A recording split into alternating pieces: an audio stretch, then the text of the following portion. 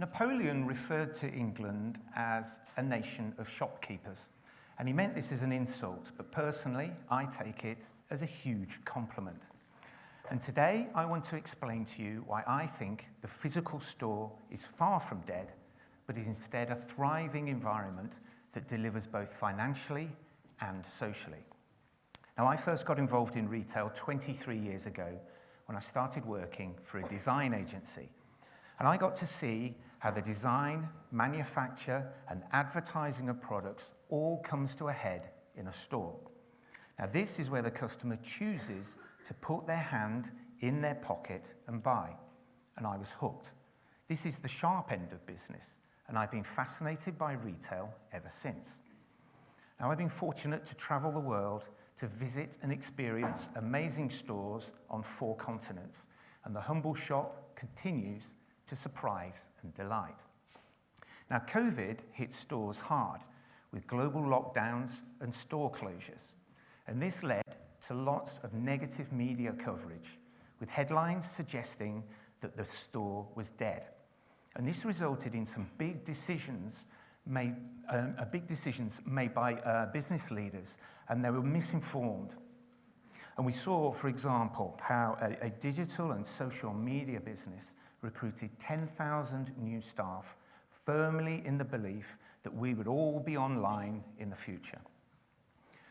Unfortunately, we didn't all go online, and this company ended up making the vast majority of these new hires redundant, which is a devastating miscalculation that ignored a basic understanding of human behavior. Now, we learn the difference between habits, what we instinctively do, and behavior, which is the resulting actions.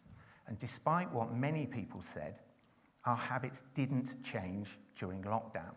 We just put them on hold. Soft, strong, and very, very long. Remember trying to buy one of these nearly 4 years ago. Now, we've learned to appreciate human-to-human contact because humans are social creatures. We kept hearing about new normal, how we're all online now, but this was a myth. Instead, what we did was return to normal. And as we emerged bleary-eyed from lockdown, we saw a number of things evolve.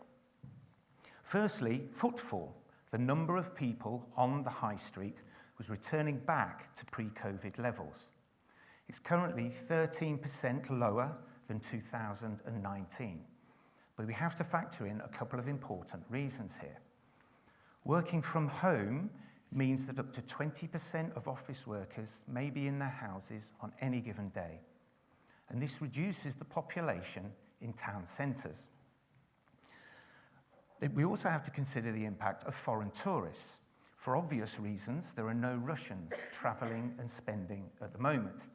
And Chinese tourists have only been able to start travelling again in recent months. And this is a huge part of retail sales, particularly in major cities like London. And secondly is digital sales, which is the purchase of goods online. Now, we have seen this growing steadily for years. It hasn't reached its full potential yet, and its share of retail sales is still increasing. Now, during the COVID, we saw an obvious spike in retail sales because the government closed all of the stores. But however, since the pandemic, the digital share of retail sales has dropped back to where it would have been if COVID had never happened at all. Now, the Chinese coined a fabulous phrase due to COVID, revenge shoppers. Isn't that a great description? Now, that's a wonderful way of depicting the overreaction of people once we came out of lockdown and did all the things that we'd been denied. And this behavior was acted out around the world. So we went shopping. We booked a meal in a restaurant. We had a haircut. Well, maybe you did. And we went on holiday, all because we could again. So where have we returned to? Back to the behaviors and the shopping decisions that we made pre-COVID. And this is natural and instinctive because humans are social creatures. Now, 75% of global retail sales still happen in a store using one of these. And that is 3/4 of all purchases in the world. Now, that is a huge market share for a channel that the lazy media suggests is dying. Adds brightness to your clothes. Well, judging by this shirt, I'd say it's a resounding success. So we can see how the whole process of evolution has come forward with shoppers. And following on from those Chinese guys, we're seeing that what's happening is that there are a number of new distinct things coming forward. And the symbiosis that I made reference to is capturing the attention of people and allowing us to shop differently. Now I want to talk to you about what I call symbiotic retail. Others may refer to this as unified commerce, or that horrible word, phygital. And lots of brands and retailers focus heavily on recognizing and differentiating the various ways in which we can shop. But when I talk about symbiotic retail, it recognizes that shoppers are not choosing one way of buying over another. So, where are we? The symbiosis means we're looking at a principle of as well as, not instead of.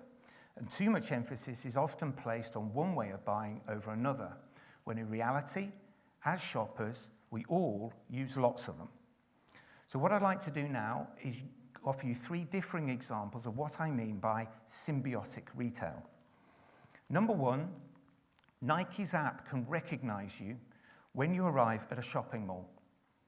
And it can then notify you and encourage you to come and visit the store. And inside the store, you can scan, learn about, and buy products using the app in the store.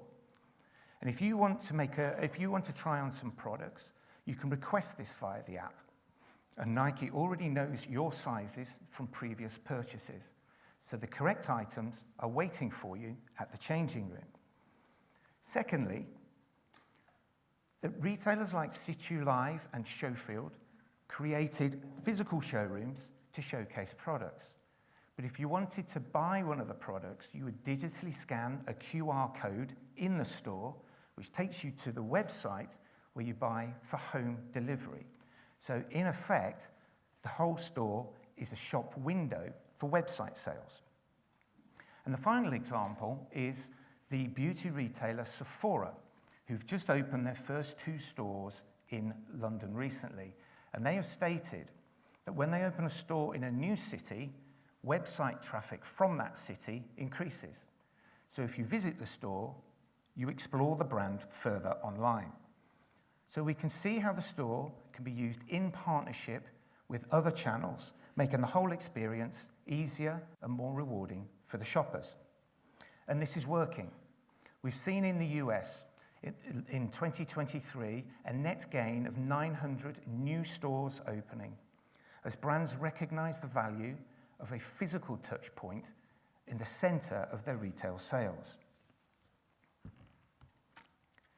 If Carlsberg did TED Talks, they wouldn't forget their bloody lines, that's for sure. Now, here in the UK, Marks & Spencer has received some negative publicity because they closed a number of stores recently. And the general media is too fast to write negative stories about any retailer that closes a shop, implying that stores no longer work. But what doesn't get mentioned in those articles is that Marks & Spencer was opening larger stores while closing smaller ones. So this wasn't a store closure program, it was a redefining of their retail estate. And it's working for them. In the last year, their clothing and home sales increased by 11%. And more telling, their physical store sales increased by 14%. And recently, I was invited to visit their new store in Liverpool the day before it opened. And I got to witness the huge development in store design, product presentation, and overall shopping experience. And it's easy to see why Marks & Spencer sales are increasing. And why is this working for Marks & Sparks? because they recognize the value of good quality physical stores. Okay. Now, beans means, well, farts as far as I was concerned as a kid. Now, what I'd like to do now is talk a little bit about artificial intelligence and how this amazing technology needs to be balanced with the unique aspects of the physical store to ensure that the stores are operating effectively. So, artificial intelligence, the latest buzzword in many industries, and the retail world is particularly interested in embracing this technology that has the ability to learn and evolve. So, artificial intelligence, or AI, can scour the internet to find reference points that shape its response, and it improves the more we use it. Now, for example, McDonald's is using AI to check the weather, traffic delays, roadworks, local events, and a range of other factors to help them calculate how many Big Macs they start cooking at the start of the day. So this predictive, accurate technology can save them millions of pounds in wasted food. Another example of AI in retail is how it's been used to monitor the body language of shoppers in store.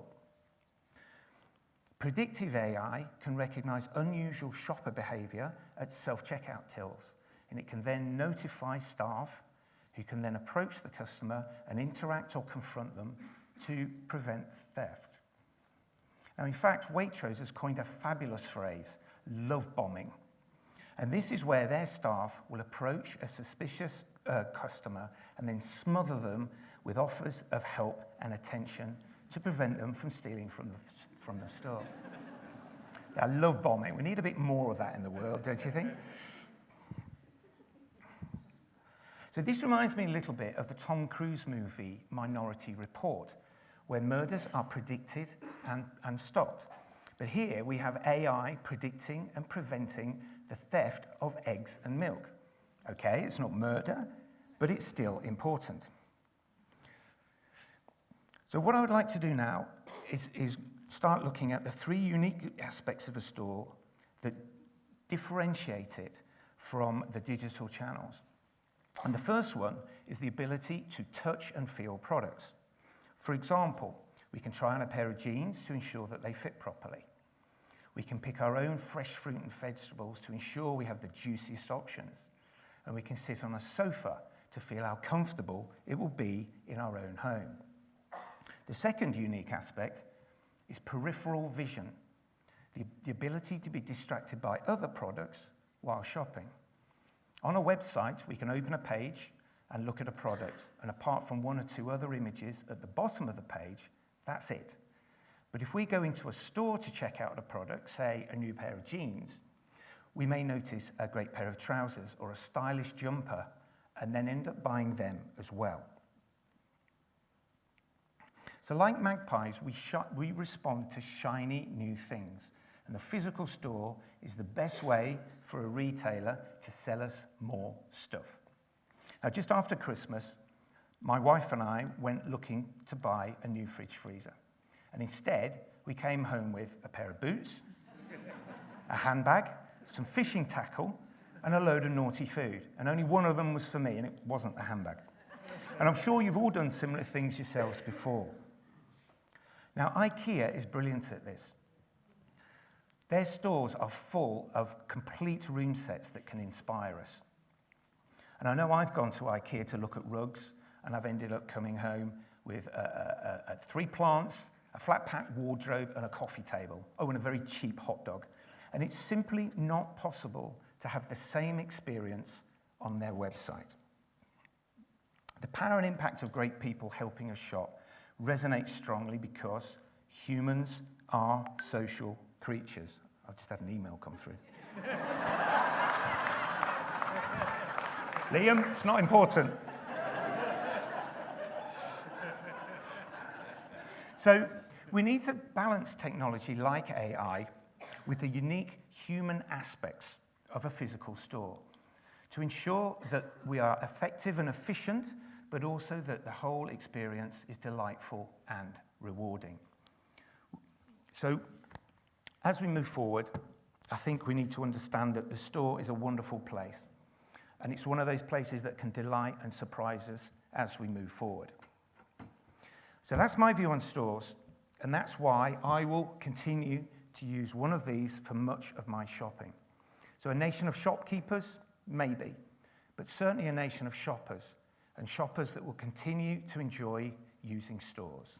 Thank you.